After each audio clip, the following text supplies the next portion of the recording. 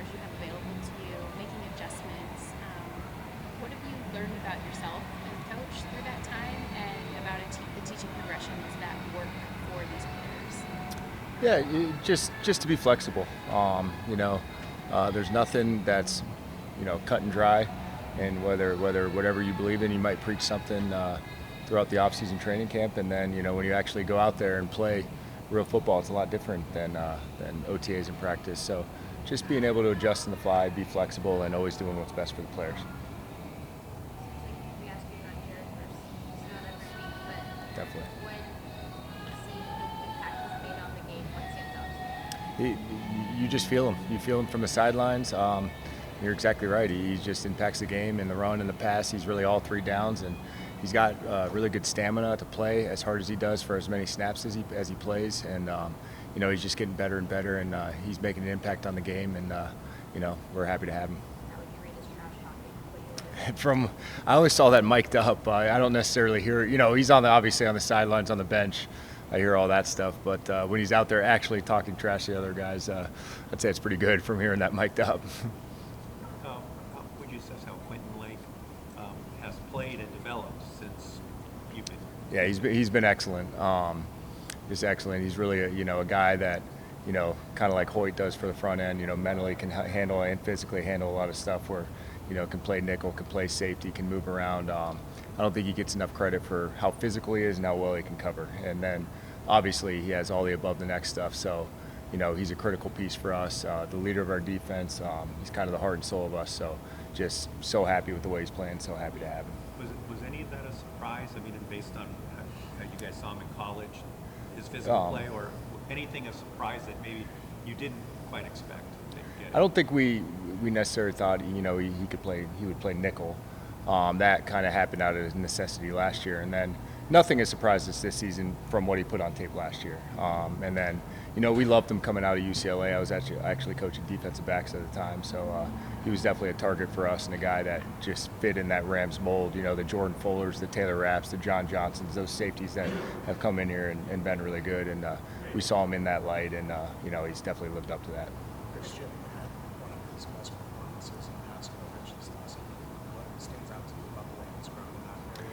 That's he's always been really, really good in coverage, and that's something even last year when he started playing a lot, starting games. He's excellent in coverage. Whether it's training camp, he always, he's gotten our offense a few times and just vision zone, vision breaks, and we like him doing that stuff. And I think he's been playing well and playing at a high level for these past 4 or 5 weeks, and that's definitely a strength of his, sideline to sideline space play, and glad to see it come to fruition the other night. When you took over the job, you and Sean obviously had to make some decisions about other people to add at certain position groups, and then also like people to keep as well. And so with AC Carter specifically, what do you see about some of the little things that he does that resonated with you and resonate with the defense? Oh, what doesn't he do? I mean, he's essentially you really have you obviously have Giff Smith, who's a great D-line coach in his own right. You really have just a second D-line coach, and he does an excellent job. He does our short yardage goal line, presents that to the coaches, presents that to the players. He runs a lot of those D-line meetings, some of their unit meetings, rush meetings with the outside backers in there. He does a lot of stuff in individual for Giff. I mean, he's the sky's the limit for him. He's a great coach, not just to be a defensive line coach, but to move up from there. So really happy to have him. We always used to see him last year coming off the field, and he'd be working with AD, and his sweatshirt would be ripped to shreds. But so having someone who physically gets guys to buy into drills and creates drills with Giff, what does that do to activate a young group? Yeah, you can see it, and you see the development of Kobie Turner, and you're seeing the development of Fisk and Tyler Davis, and he's got a proven track record in the year and a half, 2 years he's been here, and I know he did the same thing when he was in Denver with Marcus Dixon. So you see the work, and it pays off, and it's the same thing whether we're going to go out in Indy today. He's going to be exactly the same, dripping sweat, and when we started team period, just like he was the first day at phase 2. So you can't say enough about the worker he is and the job he does for us. Coach, with all Couple the more attention, guys. Coach, with all the attention that's being given to the defensive line, one of the names that's been overlooked is Bobby Brown. Can you talk about his impact on the defense and what he means? I definitely agree. He's kind of a centerpiece of that D-line. He obviously is a real physical player, real stout at the point of attack. I don't think he gets enough credit. And I didn't necessarily know how smart he was and how much he understands the game and understanding how to get guys lined up and how we want to adjust the front and things like that. So he's doing an excellent job. He's been great these last couple of weeks, and just got to keep him rolling. You mentioned Kobie Turner, a guy who last year took a lot of pride in being a stud and learning from Aaron Donald. What have you seen from him in his sophomore season, just in his past 10 weeks or so? He's just continued to grow. The whole emphasis was, hey, you don't need to be Aaron Donald. You just need to be the best version of Kobie Turner, and he's done just that. And thought he probably played one of his best games the other night. You just see him flying around the field, making plays, running out of the stack on screens, getting tackles, chasing Tua around, beating guys, whether it's the run on 1st and 10 or getting in the backfield or in pass rush situations. So he's a complete player. He started on that trajectory last year, and he's just continued to do that. And you see the work that he puts in, with AC, with Giff, with all those D-line guys, and he's done an excellent job. Early in the season. How do you describe Kobie as a person? He's honestly, like, he almost makes you feel inferior as a person because he's such a great guy. He's like one of those guys, like, you're like, how do you do? I mean, he's just never had a bad day. He works so hard, one of the hardest workers on the team. He's team captain in his 2nd year, coming from a smaller school. Everything he's got, he's deserved, and he's extremely talented. But as a person, he's a great guy, well-rounded, likes all different types of music. I mean, I think you guys can see, singing the national anthem, all that type of stuff. And he's himself every day. He's his true self, and he's very comfortable with himself. And, that's why we love him here. All right. Thanks, guys. Thank you. Mike, with the slow starts, particularly the either touchdownless or scoreless first quarters, have you noticed a commonality in that pattern? Yeah, just no execution. We're just not getting it done, early in games for whatever reason. And if we obviously had that answer, we wouldn't be in this spot right now. But, whether it's the first quarter, the fourth quarter, whatever play it's going to be, this game is about execution and toughness. And right now, it's not questioning any of our guys' toughness or them going for it, but we're just not getting it done early in games, and, we're working to fix that for sure. What's your evaluation of the offensive line? It's the first time playing together. Yeah, it's their first time. 60% of those guys out there for the first time playing with each other since, really the summer, from starting in training camp. Got a little time before that Detroit game, but Alaric wasn't there, So, again, it's no excuse. It is what it is. I thought they got better as the game went on. I thought they got more comfortable just with the speed of the game. You try to replicate it as much as you can out there on the practice field, but when it's live bullets, it's different, and you got to get adjusted, and we got to do that fast. When you're thinking about some of the interceptions from Matt over the past 6 weeks, it's not anything you guys haven't overcome. I think the games for Miami, the last 2 games, have proven that.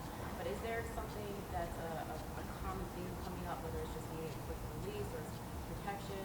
Is there an issue that you can almost put your thumb on? No, anytime those things happen, I mean, there's so many factors to it, and so an interception typically isn't just on the quarterback. Whether he got rushed, may have made a bad decision. His timing might have been off, but there's nothing common right there. We want him being aggressive, not reckless, like he always is. And that's what's made him who he is. So we have so much trust in him. He'll do the right decisions.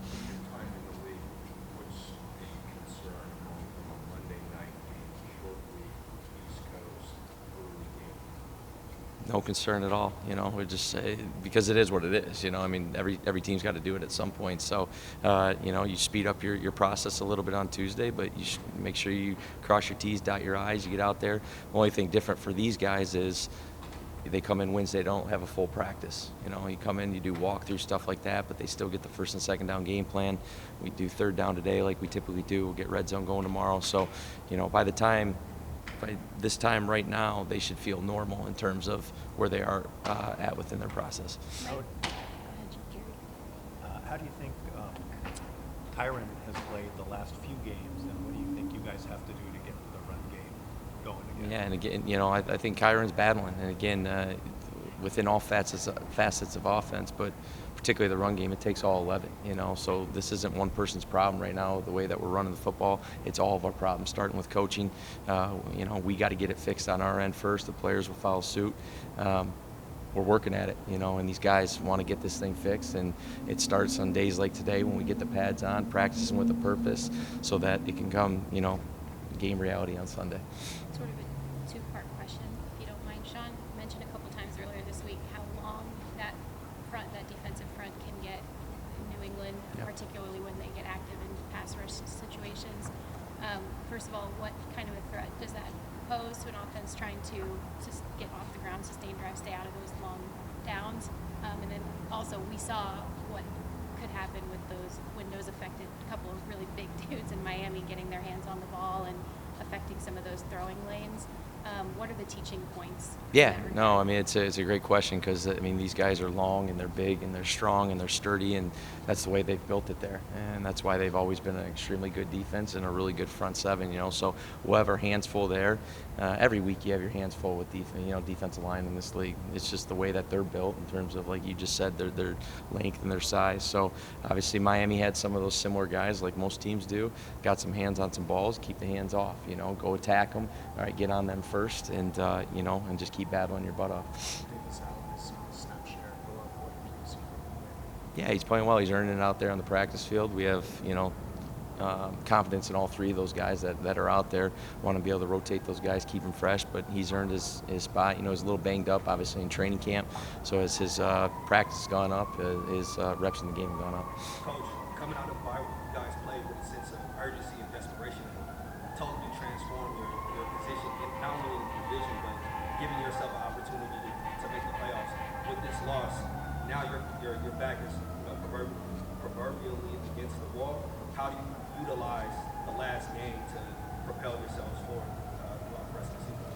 Yeah, I mean, we won the 3, we lost the 1. We're looking to be 1-0 this week. You know, the word playoffs and all that, and January football, it doesn't matter to us right now. What we're concerned of is, you know, getting the right preparation today, finishing off tomorrow, getting on that plane Saturday, and being ready to roar on Sunday, because every week is tough in this league. So just because you won 3 doesn't really matter what happened on the last one. We got our butts kicked this last Sunday or Monday, whenever it was, and you know, our guys are going to answer the bell for sure. Thanks, guys.